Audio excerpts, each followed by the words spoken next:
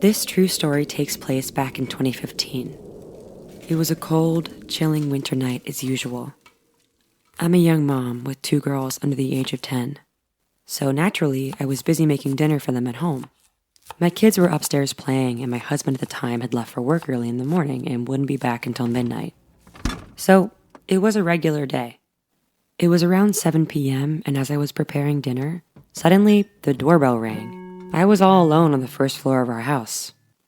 The kitchen is across the hallway from the door, and as I turned to look at it, I saw the figure of a skinny, frail man wearing baggy clothes standing outside our door.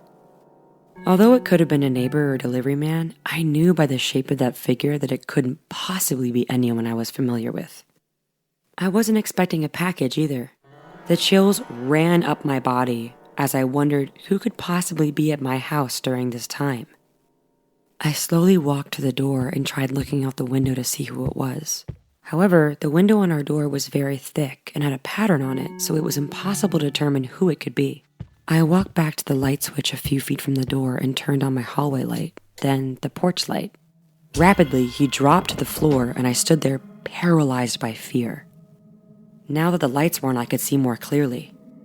The man had dropped to the floor and started hiding underneath the bench that we had on our porch. What was he trying to do? What should I do? I thought. That's when I noticed that there was not only a man at our door hiding, but there was also a getaway car in our driveway. We have a close bond with all of our neighbors, and the people in the neighborhood know each other really well. So my first instinct was to call my neighbor who lives across the street. I called and asked him to see if there was anything suspicious going on outside my door.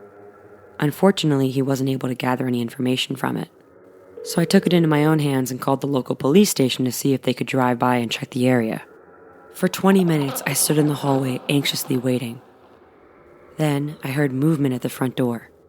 The car that was in my driveway had pulled out and drove to another house on my street. The man had made a run for it and dashed to the other house as well. I wasn't sure what to think after that, and I don't really know what happened. I saw the police drive by and everything was normal. All I know is that the house that the man had run to was well known for selling drugs.